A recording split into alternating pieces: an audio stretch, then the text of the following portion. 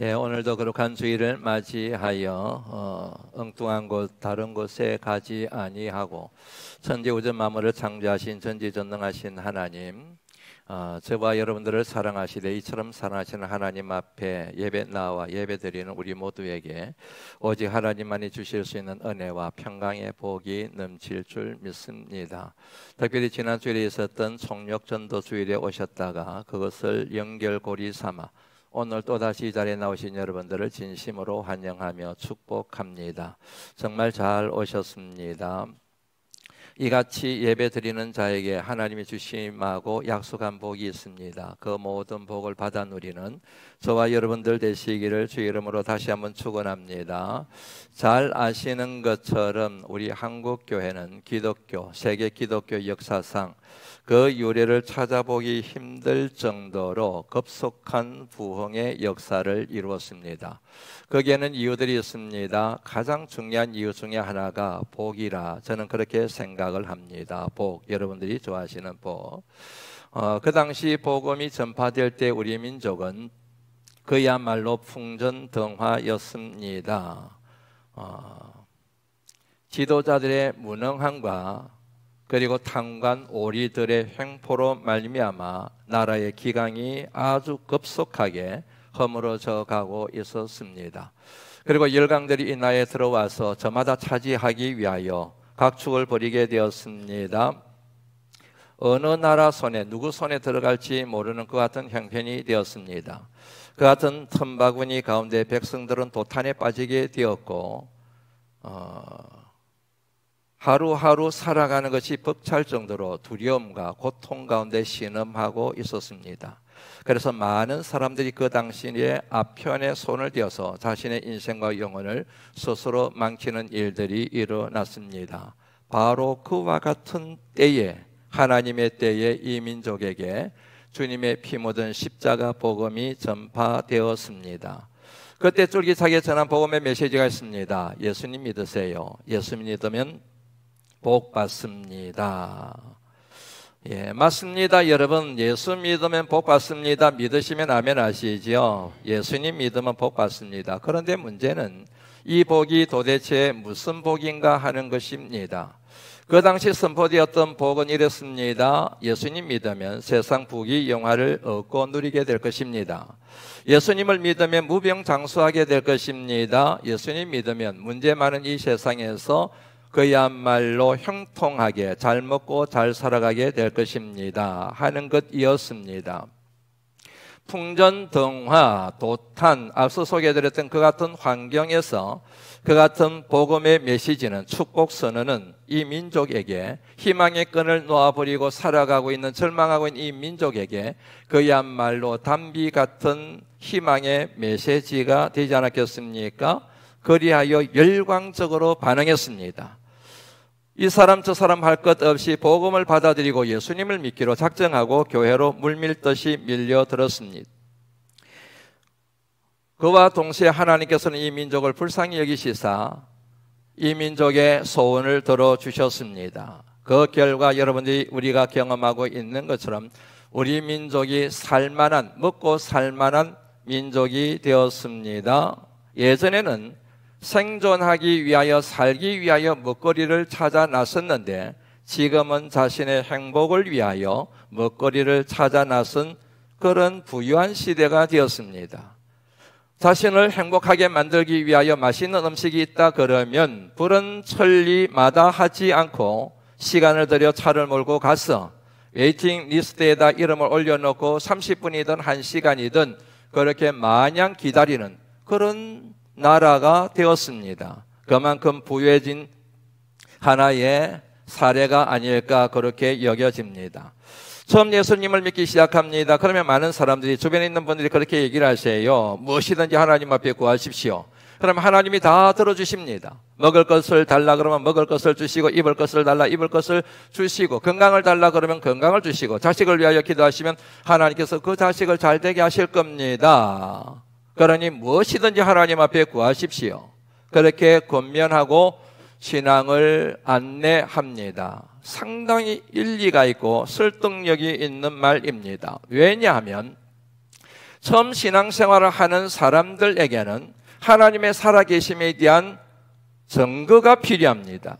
내가 지금부터 교회를 다니고 예수님을 믿기로 내가 결정을 했는데 과연 교회에서 말하는 하나님이 살아계신가? 내게 복이 될 수 있는가? 그 증거를 찾고 싶어 합니다. 그 같은 증거들이 그분에게는 하나님과의 친밀감을 갖게 만드는 요인이 되며 믿음의 뿌리를 깊게 내리게 되는 미끄럼 역할을 하게 되어져서 결국에는 믿음의 사람으로 거듭나게 되는 굉장히 중요한 믿음의 접촉점이 되기 때문입니다. 그러므로 참 오늘 우리 교회에 나오시고 이번 총력 전도를 통하여 예수님을 믿기로 작정하신 분들이 계시다고 한다면 한번 실험해 보시죠. 하나님 이것 주세요. 하나님 저것 주세요. 하나님 이것 해결해 주세요. 저거를 하나님께서 풀어주세요. 하나님 앞에 간구하면 하나님이 반드시 그 기도 제목에 응답하실 줄 믿습니다. 이를 통하여 하나님은 정말로 살아계시는구나. 내가 믿지 않았는데 하나님은 정말로 살아계시니까 이런 기도의 역사가 나타난 거지. 하나님은 정말로 나를 사랑하시는구나. 그러니까 하나님께서 내 필요를 다 채워주시지. 내가 하나님을 한번 제대로 믿어봐야 되겠다 하는 믿음이 사기트지 않겠습니까? 그런데 믿음의 연수가 늘어납니다. 시간이 지나고 세월이 지나면서 믿음의 연수가 늘어납니다. 그리고 복음의 진리에 대한 깊이가, 깨달음의 지평이 달라지기 시작합니다. 그러면 자연스럽게 지금까지 추구하고 천착했던 이 세상 부귀영화 그리고 무병장수에 대한 관심이 자연스럽게 떨어지게 됩니다. 왜냐하면 하나님께서 믿음의 사람들에게 주시고자 하는 궁극적인 복이 그처럼 세속적이고 제한적이고 일시적인 것이 아니라 거룩하고 영적이고 영원한 것에 있음을 깨닫기 시작하기 때문입니다. 그 복이 바로 하나님의 크신 사랑과 그리고 주님의 거룩한 십자가 보혈로 말미암아 완성된 구원, 영생, 하나님 나라입니다. 그런데 신앙의 연수가 늘어나도, 신앙의 경륜이 늘어나도 여전히 앞서 소개해드렸던 세상의 즐거움과 세상의 부귀영화와 세상의 행복에 천착하고 있다면, 집착하고 있다면 그분은 반드시 한두 번 이상쯤은 신앙의 장애를 겪게 되어져 있습니다. 예수님을 열심히 믿습니다. 한 번도 빠지지 않고 예배에 참석을 합니다. 그리고 열심히 기도 생활합니다. 새벽기도 오라 그러면 갑니다. 철야기도 있다 그러면 철야기도 합니다. 금식기도 하라 그러면 그야말로 물에 빠진 사람이 지푸라기라도 잡는 심정으로 기도 또 합니다. 그리고 헌금도 합니다. 봉사생활도 이렇게 기웃거리다가 결국에는 한 가지 일을 맡아서 열심히 봉사를 합니다. 그러면 모든 게 형통할 줄 알았습니다. 그러면 복 받을 줄 알았습니다. 자식들이 잘 될 줄 알았습니다. 부부가 행복하게 살아갈 줄 알았습니다. 하는 사업이 시간이 지날수록 번창게 될 줄 알았습니다. 부유할 줄 알았습니다. 그야말로 문제 많은 이 세상에서 꽃길을 걸어갈 줄 알았습니다. 그런데 아니에요. 예수님을 잘 믿으면 복 받을 줄 알았는데, 이런저런 부유함을 누릴 줄 알았는데 아니에요. 갑자기 환난이 찾아옵니다. 그럴 수 있겠거니 생각하고 넘어갑니다. 문제를 해결하고 나면 또 다른 문제가 밀려옵니다. 고난의 정도가 점점 심해져 갑니다. 사업이 어려워집니다. 육신의 질고가 생깁니다. 가족 간의 관계에 문제가 생깁니다. 자식이 문제를 일으킵니다. 말을 듣지를 않습니다. 집이 그야말로 천국과 같이 되어야 되는데 지옥과도 같은 가정으로 바뀌어져 버리고 맙니다. 예수님을 믿는데도 불구하고 하루하루 살아가는 게 너무너무 벅차서 그냥 죽고 싶은 생각이 절로 듭니다. 꽃길인 줄 알았는데 꽃길이 아니라 그야말로 예수님을 믿고 난 뒤에도 가시밭길을 계속해서 걸어갑니다. 왜곡된 기복신앙, 다시 말씀드리면 하나님의 뜻에는 하나도 관심이 없고 하나님의 능력을 빌어서 오로지 자신의 야망을 이루고 자신의 욕심과 인간적이고 세속적인 욕망을 채우는 데 급급한 왜곡된 기복신앙을 가지고 있었던 사람들은 이 같은 환경에 직면하게 되면 순식간에 흔들려 버리고 맙니다. 아니, 예수님 믿으면 복 받는다 그랬는데 예수님 믿으면 사업이 번창하게 된다고 그랬는데, 예수님 믿으면 자식들이 잘 된다고 그랬는데, 예수님 믿으면 병에 걸리지 않고 건강해진다고 그랬는데, 아니 어떻게 이런 우환이 생겨? 믿음이 흔들려 버립니다. 하나님이 살아계시는 한 걸까? 내가 교회를 다니고 목사님 말씀을 듣기는 했는데 내가 헛믿은 것 아니야? 괜히 시간 낭비한 것 아니야? 인생 허비하고 있는 것 아니야? 내가 굳이 교회를 갈 필요가 뭐 있어? 이런 일이 생기면 막 안에서 의심이 막 들끓기 시작합니다. 잘 이겨내는 분들이 있는가 하면 이겨내지 못하고 결국에는 집사였다가 10년은 교회학교 교사였다가 찬양대원이었다가 신앙을 내팽개쳐버리고 그냥 세상으로 가는 사람들이 생각 이외로 많이 있습니다. 아마 여러분들 가운데 이 시간에 이 말씀을 듣고 있는 여러분들 가운데도 이 같은 신앙의 딜레마에 빠진 분들이 계시지 않을까 그렇게 여겨집니다.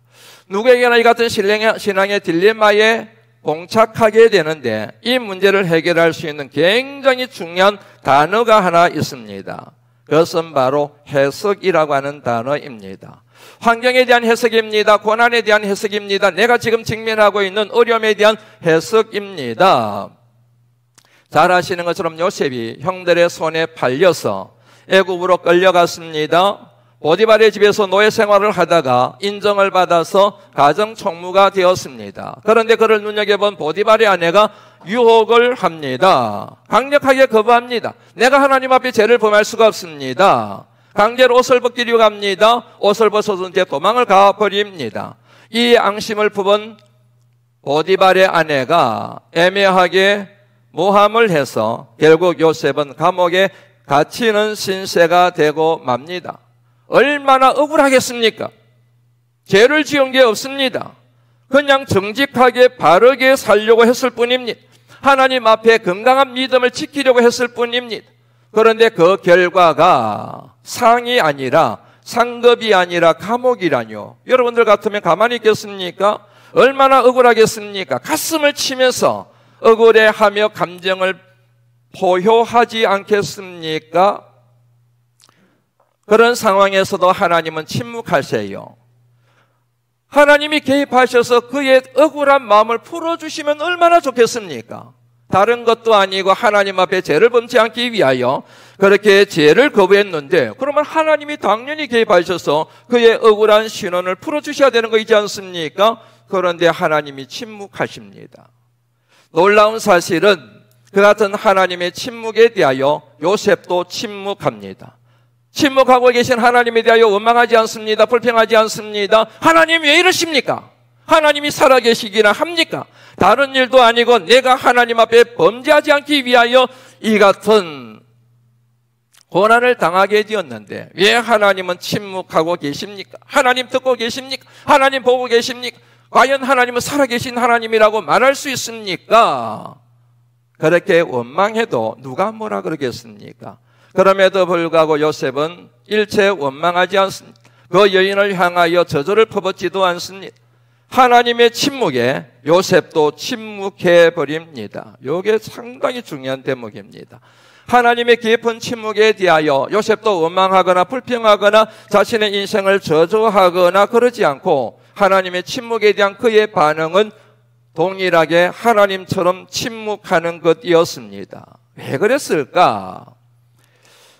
여러분들이 잘 아시는 것처럼 요셉이 갇혀있는 감옥에 바로의 술 맡은 간원장과 떡 맡은 간원장이 함께 갇히게 되었습니다. 어느 날 그들의 얼굴에 수심이 가득합니다. 얼굴이 왜 그렇습니까? 무슨 걱정이 있습니까? 그랬더니 그들이 이구동성으로 말하길 우리가 꿈을 꾸었는데 해석할 사람이 없습니다. 그래서 불안해서 죽겠습니다. 꿈을 꾸었는데 해석할 사람이 없습니다. 그 말이 떨어지자마자 요셉이 이렇게 말합니다. 창세기 40장 8절 말씀입니다. 해석은 하나님께 있지 아니하니이까. 제가 여러분 목회 여정을 걸어가면서 인생 여정을 걸어가면서 고난을 만날 때마다 어려운 일을 만날 때마다 항상 되새김질하는 말씀 가운데 하나입니다. 해석은 하나님께 있습니다. 여러분 저는 이 말씀을 묵상할 때마다 요셉의 신앙의 백미가 드러난 부분이라 생각을 합니다. 요셉의 여러분 처음부터 믿음이 다 좋았지만 끝까지 그의 믿음이 아름다웠지만 그의 모든 믿음의 아름다운 열매 성공적인 믿음의 경주에 승리할 수 있게 만든 결정적인 요인이 바로 여기에 해석은 하나님께 있습니다. 어떤 문제를 만나든 어떤 환경을 만나든 어떤 고난의 자리에 있든 모든 것을 다 하나님의 눈으로 하나님의 관점으로 하나님의 뜻에 따라 그리고 하나님과의 관계 속에 맺혀진 믿음을 따라 해석한 것이 요셉으로 하여금 성공적인 신앙의 길을 걸어가게 만들었던 모든 인생의 문제를 풀게 만들었던 관건이라는 사실을 이 말씀을 통하여 정리를 할 수가 있지 않습니까? 하나님을 믿지 않는 사람들은 그렇게 해석하지를 않아요. 하나님을 믿는다고 말을 해도 진짜로 하나님을 믿지 않는 사람은 믿음으로 해석하지 않습니다. 하나님의 뜻에 따라 해석하지 않습니다. 내 감정에 따라 해석합니다. 내 기분에 따라 해석합니다. 내가 처하고 있는 형편에 따라서 해석을 합니다. 그러다 보니 자연스럽게 믿음을 가지고 있다고 말하지만 말하는 것은 믿음이 없어요. 확 죽어버려야지. 다 포기해버려. 분명히 목회자요, 분명히 항존이요, 분명히 믿음이 있다고 얘기를 하는 사람들인데 나오는 말은 그치르기 이를 데가 없어요. 불신앙의 언어와 불신앙의 행동들만 막 터져 나오는 거예요. 왜요? 자기가 지금 당하고 있는 환경을 믿음으로 해석한 것이 아니라 사람의 눈으로 해석했기 때문에 그 같은 열매가 맺힌 것입니다. 저와 여러분의 인생을 살아가며 고난의 자리에 있을 때, 감당하지 못할 환경에 있을 때 이렇게 믿음의 눈으로 해석하고 하나님의 뜻에 따라 해석하고 하나님의 말씀의 관점으로 해석을 하게 되면 자연스럽게 정리되는 결과들이 있습니다. 그게 크게 세 가지예요. 많이 있지만 세 가지로 정리합니다. 첫째는 변화입니다. 크게 두 가지 변화가 있습니다. 하나는 환경의 변화입니다. 나는 가만히 있어요. 그런데 환경이 변합니다. 주변의 사람들이 변합니다.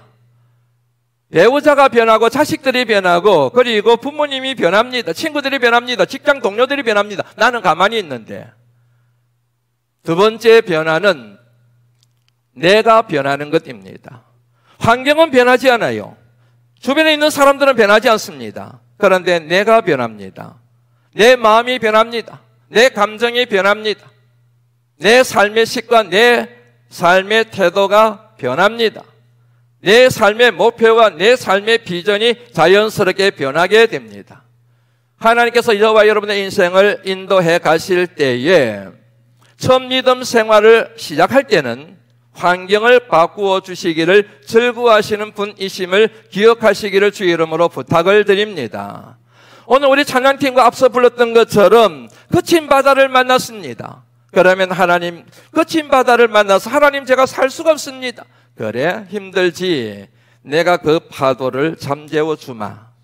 하나님, 제가 높은 산을 만나서 이것을 걸어가기가 너무너무 힘이 듭니다, 하나님. 그래? 그러면 네가 편안하게 걸어갈 수 있는 즐거운 동산으로 만들어 줄게. 하나님, 거친들을 만나서 발이 아프고요, 살아가는 게 너무너무 힘들어요. 눈물이 나고 너무너무 힘들어서 안 되겠어요. 하나님 좀 도와주세요. 그래?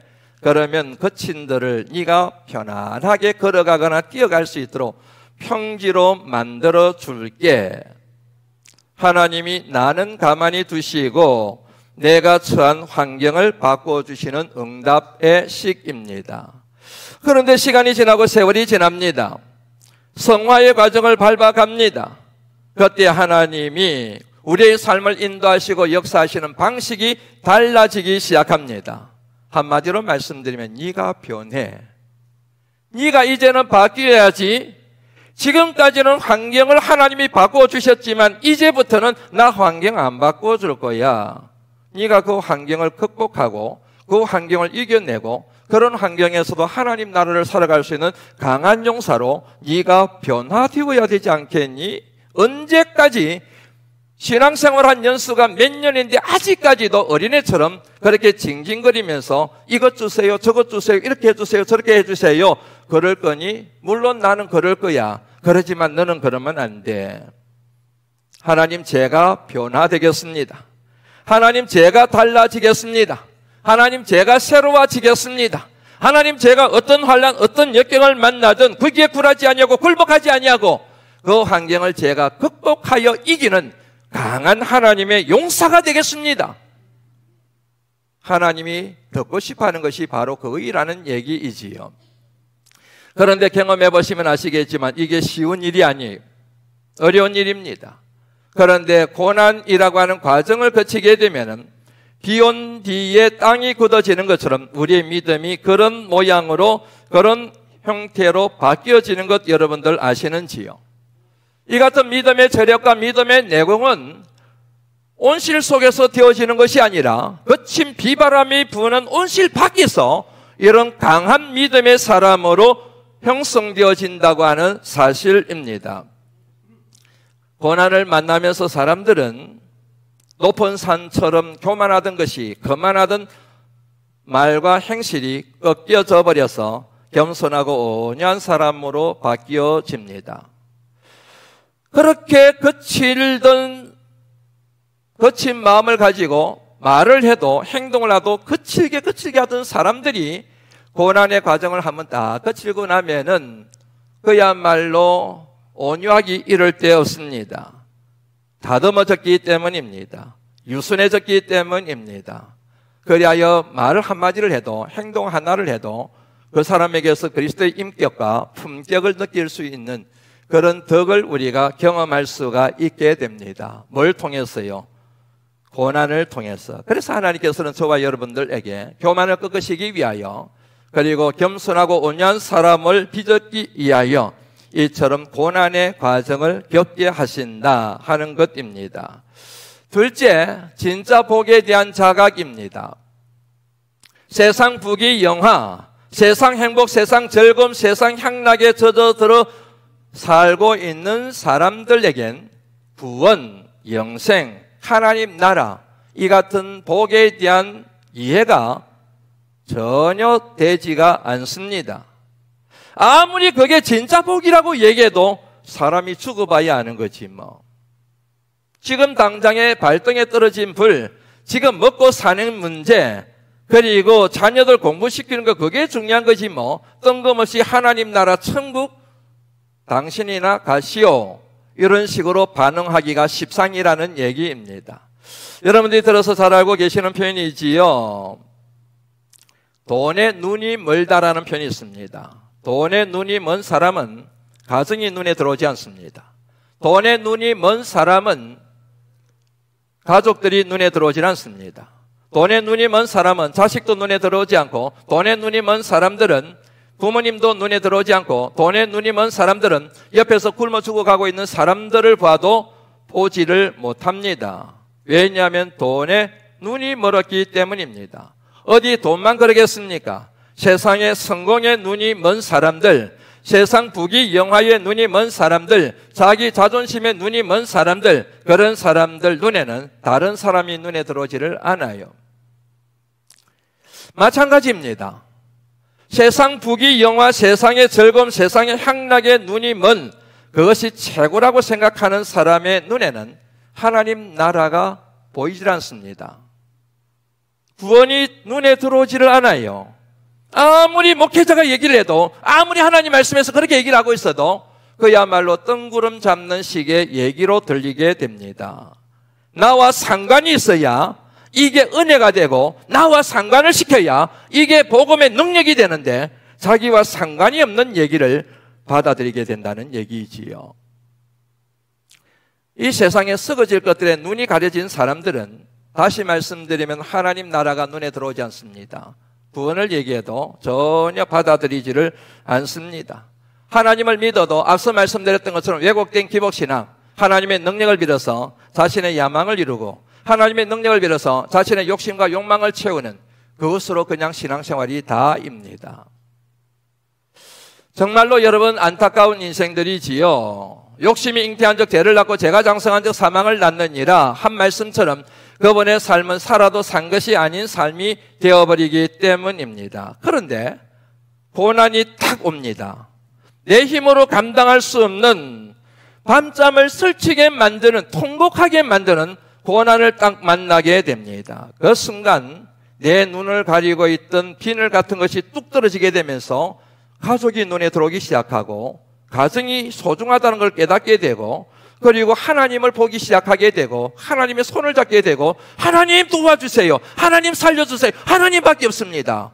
이렇게 하나님을 찾는 믿음의 사람으로 변모될 뿐만 아니라 지금까지 자신이 천착하며 살았던 모든 것들을 인생의 배설물처럼 필요하기는 하지만 그런 것에 생명을 거는 어리석은 행동은 하지 않고 살아가는 지혜로운 삶을 살아가게 된다는 얘기입니다. 뭘 통해서요? 바로 고난을 통해서. 마지막 세 번째는 사명입니다. 하나님이 우리를 먼저 부르신 목적이 있습니다. 그것은 바로 사명 감당하라 하심입니다. 믿으시면 아멘 하시지요. 하나님이 우리에게 주신 사명이 뭘까요? 주님의 말씀을 빌리면 세상의 빛이 되는 것입니다. 세상의 소금이 되는 것입니다. 가서 모든 민족을 제자로 삼아 아버지, 아들과 성령의 이름으로 세례를 주고 아버지께서 주님께서 분반 모든 것을 가르치고 지키게 하는 것입니다. 그리고 장로님이 기도 중에 말씀하신 것처럼 예루살렘, 온 유다 사마리아 땅끝으로 가서 복음의 증인, 하나님 나라의 증인, 하나님 나라 건설되고 확장되는 일에 쓰임받는 것, 그게 바로 저와 여러분들의 사명입니다. 그런데 여러분, 이 같은 사명은 은혜 받았다고 해서 그냥 내가 결심한다고 해서 쉽게 사명을 감당할 수 있는 게 아니에요. 반드시 훈련이 필요해요. 그냥 해병대가 놓는 게 아니잖아요. 어떤 부대보다도 강력한 훈련 과정을 통하여 해병대원들이 양산되는 것처럼 하나님의 거룩한 사명을 감당하는 것도 훈련을 통해서 되는 겁니다. 그래서 여러분, 교회 안에 제자 훈련이라는 게 있지 않습니까? 그런데 훈련에 요체가 있습니다. 그것은 바로 버리는 것입니다. 하나님의 사명을 감당하기 위하여 내가 버려야 될 모든 것들을 버리는 것, 이것이 바로 사명 감당하기 위한 훈련의 요체라고 하는 사실입니다. 창세기 12장 1절부터 3절 한번 보시겠습니까? 하나님이 아브라함을 부르시며 이렇게 말씀하십니다. 너는 너의 본토 친척 아비 집을 떠나라 그랬습니다. 내가 너로 큰 민족을 이루고 내게 복을 주어 내 이름을 창대하게 하리니 너는 복이 될지라. 너를 축복하는 자에게는 내가 복을 내리고 너를 저주하는 자에게는 내가 저주하리니. 마지막 부분이 참 중요합니다. 땅의 모든 족속이 너로 말미암아 복을 얻을 것이니라. 하나님이 그를 부르신 목적이 있습니다. 사명입니다. 그 사명이 무엇입니까? 땅의 모든 족속을 축복하는 축복의 통로로 삼는 것입니다. 그런데 이 같은 사명을 감당하기 위하여 하나님이 요구하신 게 있습니다. 필요 조건입니다. 1절 다시 한번 보시겠습니까? 너는 너의 본토 친척 아비 집을 떠나 그랬습니다. 혈연 공동체, 지형 공동체를 떠나라는 얘기입니다. 지금까지 인생의 힘으로 삼고 삶의 울타리로 삼았던 그런 것들을 다 버리라는 얘기입니다. 이 같은 필요가 채워지지 않으면 열방을 축복하는 하나님의 거룩한 축복의 통로가 되는 사명을 감당할 수 없다는 것이 이 말씀 속에 담겨져 있지요. 예수님께서 제자들을 부르셨습니다. 나를 따라오너라. 내가 너희로 사람을 낚는 어부가 되게 하리라. 사람 낚는 어부, 사명입니다. 이 사명을 감당하기 위한 조건이 있습니다. 필요 조건이 있습니다. 배를 버리는 거예요. 그물을 버리는 것입니다. 아비를 버리는 것입니다. 이것을 버리지 않으면 사람 낚는 어부가 될 수 없다는 얘기예요.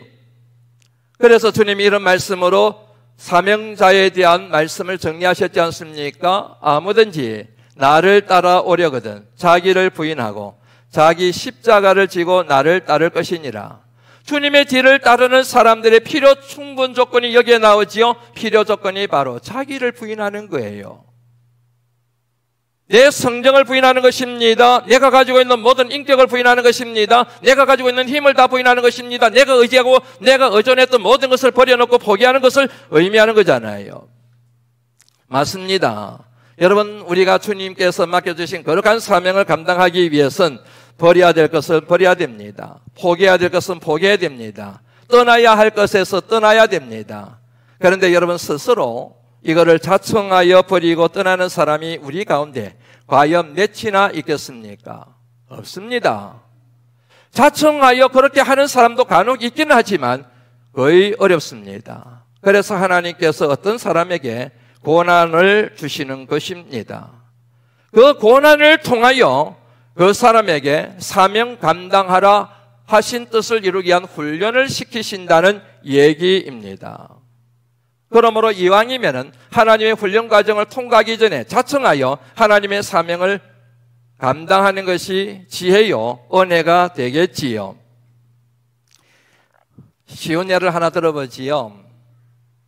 돈 그러던 사람들이 돈 얘기해서 죄송합니다만 어쩔 수 없습니다. 요즘은 하나님과 겸하여 섬기는 신이 바로 돈이기 때문에 그렇습니다. 하나님 그러면서 또 다른 쪽으로는 돈 그러지 않습니까? 하나님과 물질을 겸하여 섬기는 것이 오늘 한국 교회가 직면하고 있는 가장 심각한 우상이지 않습니까? 그런 면에서 예를 드는 것 양해해 주시기 바랍니다. 돈 그러면서 살아가던 사람이 돈으로 풀 수 없는 문제를 만나게 됩니다. 돈 그러면서 돈에 그야말로 눈이 어두워서 눈만 뜨면 돈 벌러 가고 눈만 뜨면 돈 생각하고 그러는 사람들이 돈으로 해결할 수 없는 문제를 만나게 됩니다. 억만금이 있어도 풀 수 없는 질병을 만나게 됩니다. 그 순간 그 사람은 반드시 하나님 앞에 무릎 꿇게 되어져 있습니다. 하나님 지금까지 돈 그러며 돈을 내 인생의 목표로 삼고 내 비전이 내 성공의 목적이 돈에 있었는데 하나님 제가 잘못 살았군요. 하나님 뜻에 순종하겠습니다. 하나님이 하라고 하신 사명에 순종하겠습니다. 그러니 하나님 제게 다시 한번 기회를 주십시오.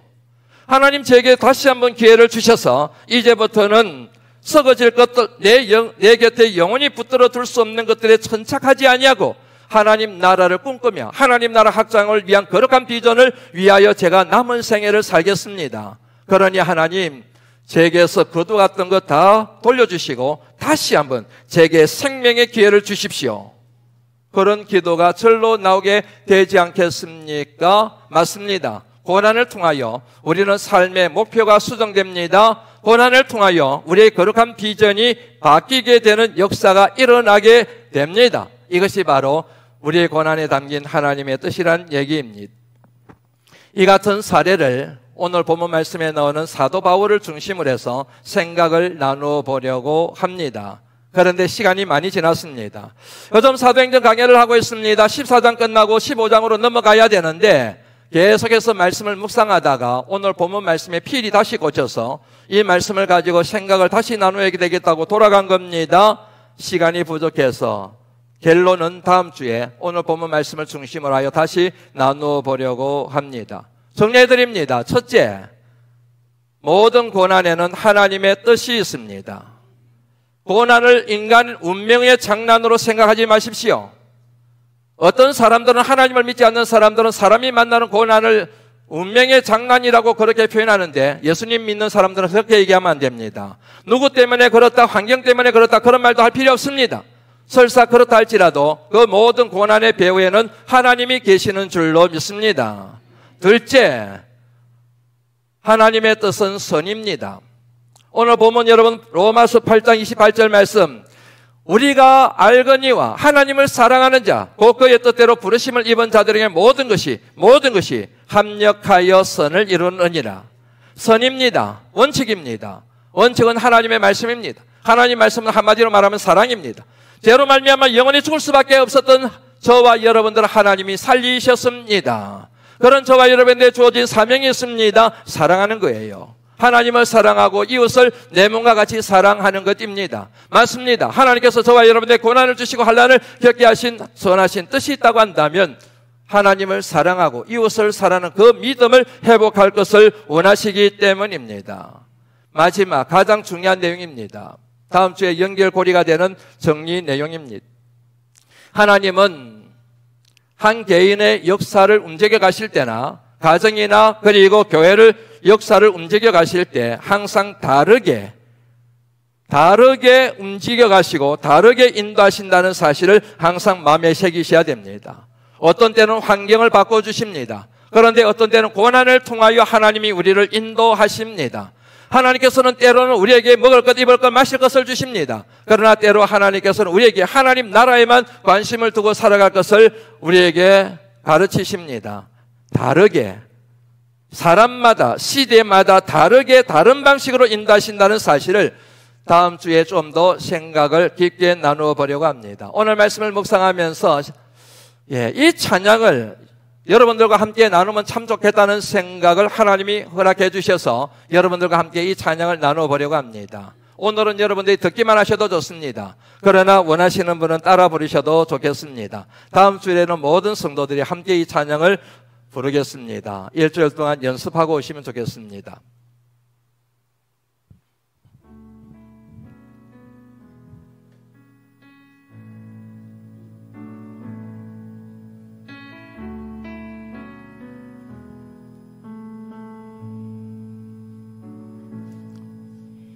주여, 우린 연약합니다. 우린 오늘을 힘겨워합니다. 주 뜻 이루며 살기에 부족합니다. 우린 연약합니다. 주여, 우린 넘어집니다. 오늘 하루 또 실수합니다. 주의 긍휼을 구하는 죄인입니다. 우린 주만 바라봅니다.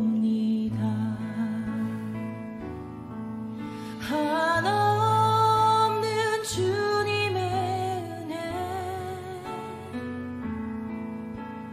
온 세상 위에 넘칩니다. 가릴 수 없는 주 영광 온 땅 위에 충만합니다. 주님만이 길이오니 우린 그 길 따라갑니다. 그날에 우리를 이루신 주는 완전합니다.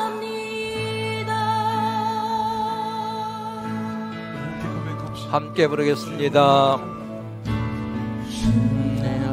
우린 연약합니다. 우리 오늘 힘겨워합니다. 주 뜻 이루며 살기 부족합니다. 우린 연약합니다. 주여, 우린 넘어집니다. 주여, 우린 넘어집니다. 오늘 하루도 실수합니다. 주의 긍휼을 구하는 죄인입니다. 우리 주만 바라봅니다. 없는 주님의 은혜 온 세상에 내어집니다. 나눌 수 없는 주 영광 온 땅 위에 충만합니다.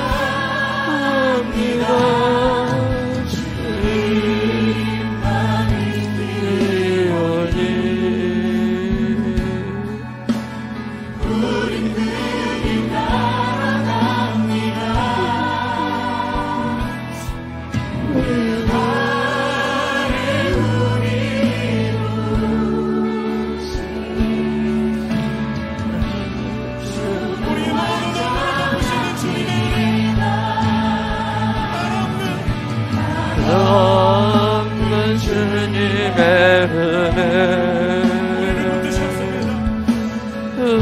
세상을 외칩니다.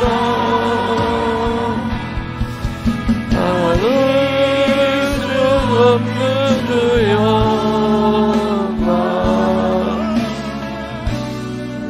나는 위에는 나갑니다. 주님 아니오니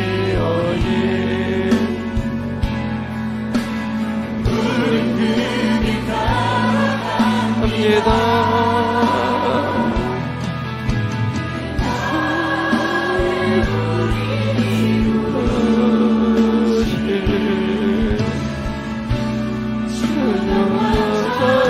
주님